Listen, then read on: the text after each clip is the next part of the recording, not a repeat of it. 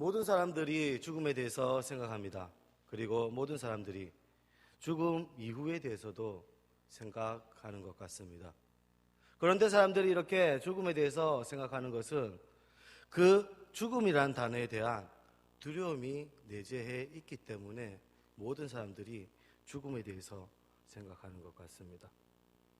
사람은 먼저 의식주, 먹고 마시고 입는 것에 대한 충족을 갈망하고 그것에 대한 욕구를 가집니다.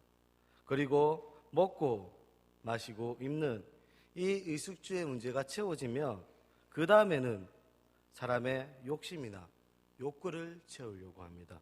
그 욕구는 성적인 욕구부터 재물과 부귀에 대한 욕구, 그리고 명예와 권력에 대한 욕구로 그것들을 채우려고 하는 것 같습니다.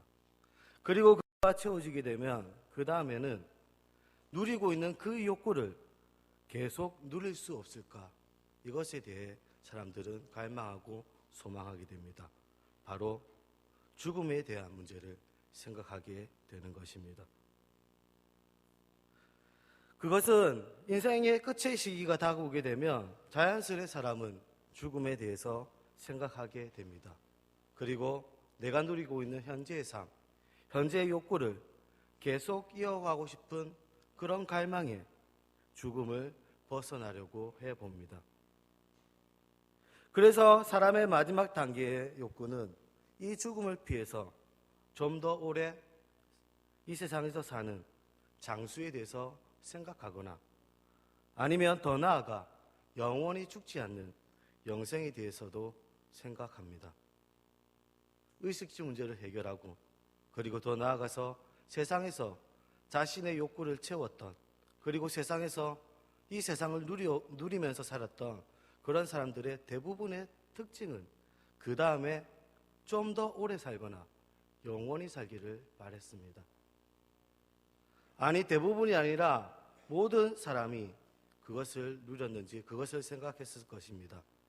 그것은 직접적으로 그것을 나타냈든지 아니면 간접적으로 장수하거나 영생에 대한 소망이 나타나기도 했습니다. 직접적이라고 한다면 중국의 진시 황제가 그런 경우가 될 것입니다. 진시 왕은 자신의 생명을 연장하기 위해서 세계 곳곳에서 늙지 않고 생명을 오래 연장할 수 있는 것들을 구하려고 했습니다. 이런 것이 직접적으로 생명 연장, 영생에 대한 소망의 형태일 것입니다. 그런데 간접적인 형태도 있는 것 같습니다. 그것은 사람이 죽음을 피할 수 없다는 것을 인식하는 것입니다. 그렇지만 죽음을 피할 수 없지만 죽음 이후에 자기의 존재, 자기에 대한 것들을 어떠한 형태로 남기는 것입니다. 어떤 권력자들은 자기의 모양을 뜬 상을 만들어서 자기의 존재를 오랫동안 남겨보려고 합니다. 또는 동전에 자기 모습을 새겨서 자기 모습을 오랫동안 간직하려고 합니다. 아니면 자신을 기념하는 비석이나 문서를 남겨서 자기의 존재를 오랫동안 아니면 영원히 남겨보려고 합니다. 이런 것들이 인간이 오랫동안 자기 존재를 세상에 남기거나 영생에 대한 욕구를 그러한 것으로 간접적으로 채워보려고 하는 그런 행동들이라는 생각을 저는 해보게 됩니다. 그리고 이런 장수와 영생에 대한 바람은 종교의 형태로 나타나기도 합니다. 모든 종류의 종교는 바로 이러한 인간의 죽음에 대한 질문에 대한 해답으로 이어집니다. 그리고 자연스레 그 질문에 대한 결론은 영원히 죽지 않는 영생에 대한 해답으로 이어지게 됩니다. 그런데 모든 인간이 죽음에 대한 물음과 그리고 죽음을 피하려는 노력 그리고 종교를 통한 해결에도 이 죽음을 피할 수 없다는 사실입니다. 그것은 모든 인간의 방법, 모든 인간의 종교가 죽음에 대한 근본 원인으로는 나아가지 못하고 있기 때문입니다. 바로 죽음이란 근본 원인은 바로 죄이기 때문입니다. 이 죄라는 것을 생각하지 않고는 죽음에 대한 문제를 해결할 수가 절대 없기 때문입니다. 우리의 죄의 문제를 해결해 주신 하나님의 아들 예수님이 사람의 모습으로 이 땅에 오심, 바로 성육신, 이것이 바로 우리의 죽음과 죄에 대한 문제의 유일한 방법이기 때문입니다. 이 죽음과 죄에 대한 해결, 이것을 우리는 복음이라고 부르는 것입니다. 이 죄와 죽음의 문제 해결의 절정의 사건이 바로 예수님의 십자가의 구속사역, 바로 우리가 지난주 동안 지나온 고난주간, 그리고 그 고난주간에 있었던 십자가의 죽음이 바로 그 절정이지 않습니까? 그런데 우리가 믿는 이 복음에는 한 가지 특징이 더 있습니다. 바로 부활입니다. 오늘은 예수님의 부활을 기념하는 부활주일입니다. 예수님께서 부활하셨습니다. 우리 성도들 또한 예수님이 우리의 부활의 첫 열매가 되셨기에 우리도 예수님이 다시 오실 때 영광스러운 몸으로 부활할 것을 믿습니다. 예수님께서는 지금으로부터 2000년도 더 전에 부활하셨습니다. 그런데 2000년이 더 지난 지금 우리는 이 부활이 우리가 믿는 복음의 핵심이라는 사실입니다. 그러기에 부활주일에 다시금 영광의 부활의 주님을 예배하며 또 찬양하며 기뻐하는 것입니다. 이 부활의 기쁨은 단순히 오늘 부활주일 한 주일만 되어서는 안 될 것입니다. 우리가 믿는 것은 예수님을 통해 우리가 죄와 사망으로 해방되었다는 것입니다. 이것은 단순한 해방으로 그치는 것이 아니라 이 해방 뒤에 하나의 아주 큰 선물이 함께 따라오는데 이 선물이 바로 부활이라는 선물입니다. 예수님께서 십자가에서 죽으셨습니다. 그리고 예수님께서 부활하셨습니다. 예수님의 부활 이후에 모든 성도들의 믿음의 근간에는 바로 이 부활의 믿음, 부활의 신앙이 있습니다. 우리가 그것을 믿지 않습니까? 예수님이 부활하시기 전에, 예수님이 이 땅에 오셔서 죽으시고 부활하시기 전에 믿음의 사람들은 부활에 대한 신앙이 있었을까 하는 그것입니다. 부활이라는 단어 자체가 구약에서는 거의 사용되지 않습니다. 오히려 신약에서만 부활이라는 단어가 사용되고 있습니다. 그렇다면 구약 사람들은 부활에 대한 신앙이 없었을까요? 그런데 예수님이 계실 때 이미 사두개인과 바리새인들 사이에서 육체의 부활에 대해서 서로 논쟁했던 장면을 보아서도 이미 그 시대 사람들은 부활에 대해서 알고 있었던 것으로 알 수 있습니다. 사두개인들은 부활을 믿지 않았고 바리새인들은 부활을 믿고 있었습니다. 구약 성경 여러 군데에서도 죽음에 대해서, 죽음 후에 대해서 여러 군데에서 언급할 수 있는 것을 찾을 수 있습니다. 그러나 우리가 그리고 예수님 이후에 신약 성경에서처럼 완전히 명백하게 그 부활에 대해서는 말하고 있지는 않습니다. 구약에서는 희미하게 예수님의 그 부활을 바라보고 찾아볼 수 있었기 때문입니다. 그러한 가운데서도 구약에서 부활 신앙의 대표적인 예들이 있습니다. 그 대표적인 것이 바로 아브라함의 믿음입니다. 아들 이삭을 바친 아브라함의 믿음의 그 중심에는 부활 신앙이 있었습니다. 즉 이삭이 다시 살아날 것이라는 부활 신앙이 있었습니다. 히브리서 11장 19절은 이렇게 전하고 있습니다. 아브라함이 하나님이 능히 이삭을 죽은 자 가운데서 다시 살리실 줄로 생각한지라 비유컨대 그를 죽은 자 가운데서 도로 받은 것이라 라고 하고 있습니다. 그리고 구약 성경에서 부활 신앙을 보여준 또 한 사람이 있습니다. 바로 아브라함과 동시대의 사람이며 오늘 본문 성경의 욥이 바로 그 사람입니다. 욥은 자신이 당하는 고난 중에 고난 한가운데서 부활신앙을 고백합니다. 오늘 25절, 27절까지 이어지는 본문에는 욥이 믿음의 눈으로 바라본 것이 두 가지 나오고 욥은 두 가지를 고백합니다. 하나는 대속자를 바라보고 고백하고 있습니다. 25절입니다. 내가 알기에는 나의 대속자가 살아계시니 마침내 그가 땅 위에 서실 것이라. 이 대속자는 룻기에서 고엘이라는 단어로, 여기에서는 바로 구속자 되시는 그리스도를 믿음의 눈으로 욥은 바라보고 있는 것입니다. 그런데 이것뿐만이 아닙니다. 욥은 더 나아가서 대속자이신 그리스도도 바라보면서 더 나아가 부활 신앙을 고백하고 있습니다. 26절 말씀입니다. 내 가죽이 벗김을 당한 뒤에도 내가 육체 밖에서 하나님을 보리라 라고 전하고 있습니다. 이것이 욥의 부활 신앙이었습니다. 욥 1장 8절에 따르면 욥은 온전하며 정직하며 하나님을 경외하며 악을 떠난 사람이었습니다. 그런데 이 욥이 하나님은 아시지만 자신은 알 수 없는 고난을 당하게 됩니다. 욥은 자신의 모든 것을 잃습니다. 집과 모든 소유물을 잃어버립니다. 심지어는 자신의 모든 자식들마저도 잃어버립니다.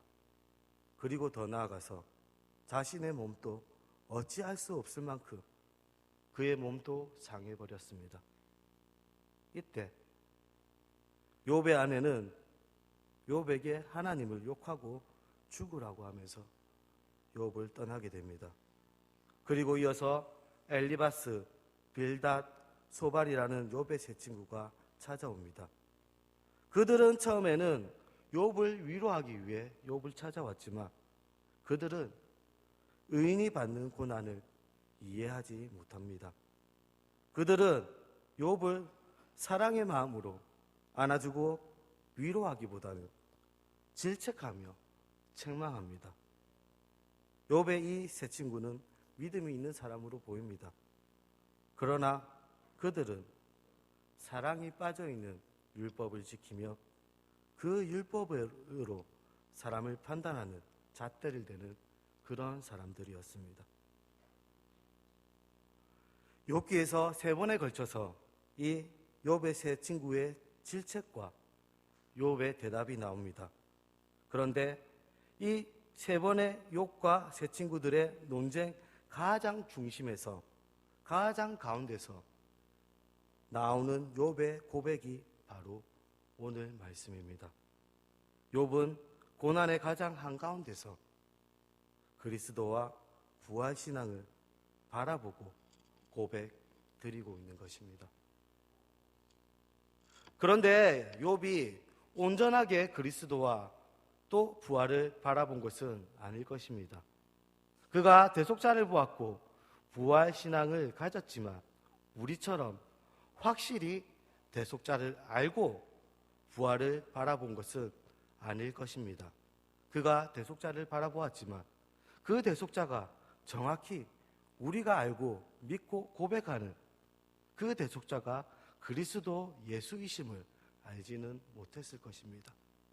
그가 부활의 신앙을 고백했지만 우리가 명백하게 예수님의 부활을 알고 고백하는 것과는 다르게 구약의 역사 속에서 희미하게 예수님의 그 부활을 바라봤을 것입니다.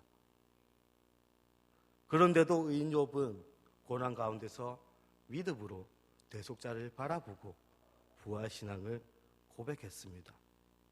그렇다면 우리는 이 욥기를 통해 욥의 이야기를 통해서 우리는 그리스도와 그리스도의 부활을 바라볼 수 있어야 할 것입니다. 욥기는 우리에게 전합니다. 의인이 알 수 없는 고난을 당합니다. 그 알 수 없는 고난 가운데서도 하나님께서는 여전히 의인을 긍휼히 여기신다는 사실입니다. 여전히 하나님께서는 그의 자녀들을 사랑하신다는 그것입니다. 여전히 하나님께서는 우리와 함께 해주신다는 그 사실입니다. 이것이 욥기가 욥의 고난이 우리에게 전하고 있는 것입니다. 그런데 이 고난 당하는 의인이 바로 우리 주님이라는 사실입니다. 참 의인이신 예수님이 고난당하셨습니다. 욥이 고난당할 때 욥의 친구들이 의인 욥의 고난을 이해하지 못했습니다. 예수님의 십자가 고난을 사람들은 이해하지 못했습니다.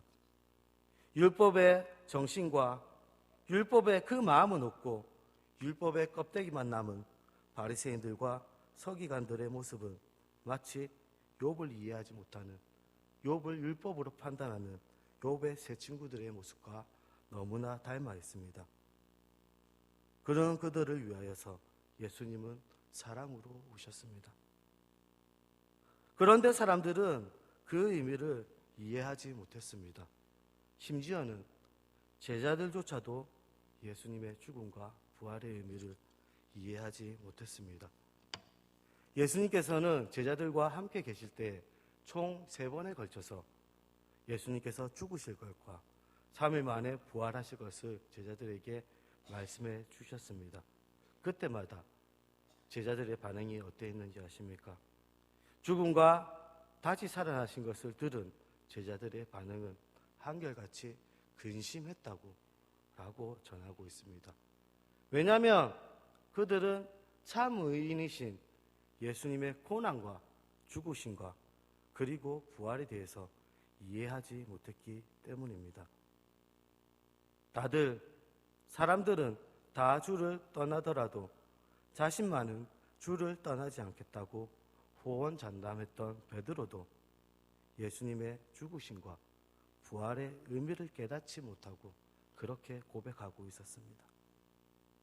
욥의 고난 가운데 욥이 고난당할 때 욥에게 하나님을 욕하고 죽으라고 말하고 떠났던 아내처럼 가룟 유다는 예수님을 배반하고 떠나버렸습니다. 그리고 모든 제자들 역시 모두 도망해버렸습니다. 이제 의인이신 예수님이 십자가 위에 달리십니다. 예수님을 따르던 모든 사람들은 도망가버렸습니다. 십자가 위에 예수님을 향해 모두들 조롱하고 모두들 욕하고 있습니다. 욥의 고난을 그 누구도 이해하지 못한 것처럼 사람들은 예수님의 고난과 죽으심과 부활의 의미를 이해하지 못하고 있었습니다. 그런데 이사야서 53장 4절은 이렇게 전했었습니다. 그가 실로 우리의 질고를 지고 우리의 슬픔을 당하거늘 우리는 생각하기를 그는 징벌을 받아 하나님께 맞으며 고난을 당한다 하였느니라. 그리고 예수님께서 그 하시던 대로 3일 만에 다시 살아나셨습니다. 부활하셨습니다. 부활하신 예수님을 만나고 난 다음에야 제자들은 비로소 예수님의 고난과 죽으심 그리고 부활의 의미를 제자들은 알게 된 것입니다. 구약에서 희미하게 보였던 대속자 그리스도와 그의 부활이 명백해지는 그런 순간이었습니다. 구약의 믿음의 사람들은 믿음으로 대속자 그리고 부활의 신앙을 고백했지만 이제 예수님을 통해서 그리스도와 부활이 명백하게 온전하게 이루어진 것입니다. 구약의 사람들은 믿음으로 희미하게나마 그리스도와 부활을 바라보았습니다. 그러나 예수님을 통하여서 그리스도와 부활의 실체가 완전히 명백하게 드러났습니다. 그리고 이제 이 그리스도와 부활의 신앙이 믿음의 사람을 통해서 계속적으로 이어지게 됩니다. 사도행전 7장입니다. 사도행전 7장에는 스데반의 설교와 스데반의 죽음, 스데반의 순교가 기록되어 있습니다. 그런데 스데반은 죽음 앞에서 죽음 직전에 부활하신 예수님을 바라보게 됩니다. 사도행전 7장 55절 56절 말씀입니다. 스데반이 성령이 충만하여 하늘을 우러러 주목하여 하나님의 영광과 및 예수께서 하나님의 우편에 서신 것을 보고 말하되 보라 하늘이 열리고 인자가 하나님 우편에 서신 것을 보노라라고 전하고 있습니다. 욥은 고난 속에서 믿음으로 대속자 그리스도를 바라보았습니다. 그리고 스데반은 죽음의 고난 앞에서 지금 하늘의 우편에 부활하신 예수님을 믿음의 눈으로 바라보고 있는 것입니다. 스데반은 죽었습니다. 그런데 이걸로 끝이 난 것이 아닙니다. 의인 스데반은 죽었지만 하나님께서는 새로운 의인을 준비하고 계십니다. 이 의인은 구약에서 믿음으로 사람이 의인이 되고, 그리고 그 의인은 믿음으로 말미암아 살리라는 이 하나님의 말씀을 사람들에게 전파했던 사람입니다. 이 사람은 한때 예수님을 믿는 자들을 핍박했던 사람입니다. 바로 사도 바울입니다. 의인 스데반은 죽었지만 이 의인을 이어받을 또 다른 의인을, 바울을 하나님께서는 준비하셨습니다. 사도행전 7장에서 스데반의 설교가 이어지는 가운데 스데반이 순교를 당하게 됩니다. 그리고 바울이 사도행전 13장에서 그 복음의 사역을 시작하면서 하는 설교 말씀이 기록되어 있습니다. 그런데 마치 이 설교는 사도행전 7장에서 스데반의 설교를 그대로 이어받고 사도행전 13장에서 바울이 그대로 그 말씀을 이어받고 전하고 있음을 우리는 성경 말씀을 통해서 바라볼 수 있습니다. 그리고 이 믿음의 사람 바울의 마지막 모습은 예수님의 모습과 너무나도 닮아 있습니다. 사도행전 25장, 26장까지 이어지는 바울의 믿음의 마지막 여정 가운데 신문 받는 모습이 그려져 있습니다. 이 신문 받는 모습은 예수님이 십자가에 죽으시기 전 받으셨던 신문의 모습과 너무나 유사하게 닮아 있음을 우리는 발견할 수 있습니다. 예수님은 이 신문 후에 죽음의 십자가 길을 걸어가셨습니다. 그리고 바울은 신문 후에 복음을 위해 죽음을 맞이하게 될 줄 알면서 로마로 향하게 됩니다. 이 복음을 위해 죽음조차 두려워하지 않고 달려가는 것입니다. 사도행전 20장 24절에서 바울은 이렇게 고백합니다.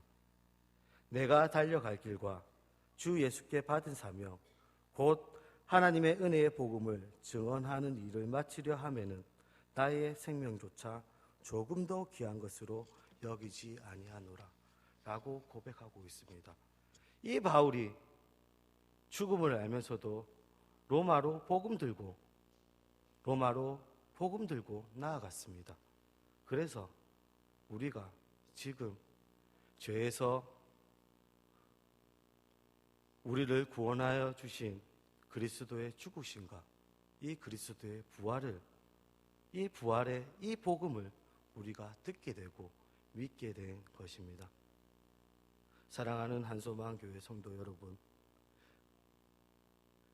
구약에서는 희미하게 믿음의 사람들이 대속자를 바라보고 부활의 신앙을 가졌습니다.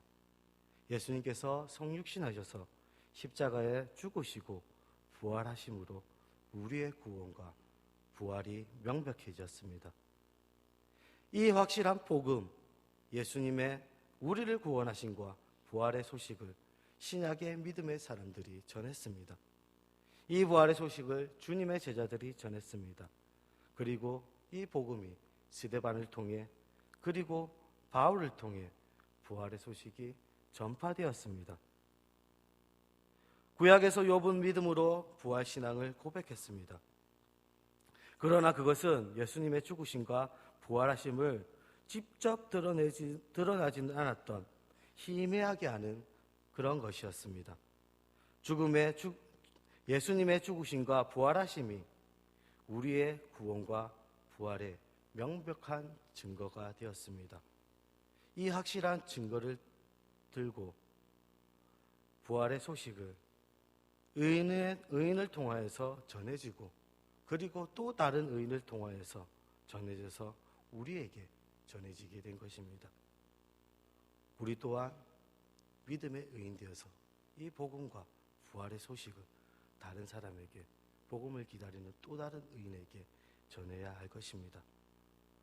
우리가 때로는 이 믿음, 그리고 우리가 믿는 이 부활의 소망이 때로는 희미하게 보일 때도 있을 것입니다. 그렇지만 고린도전서 13장 12절 말씀을 기억합시다. 우리가 지금은 거울로 보는 것 같이 희미하나 그때에는 얼굴과 얼굴을 대하여 볼 것이요 지금은 내가 부분적으로 아나 그때에는 주께서 나를 아신 것 같이 내가 온전히 알리라. 이 소망이 우리 가운데 있기를 주님의 이름으로 소망드립니다.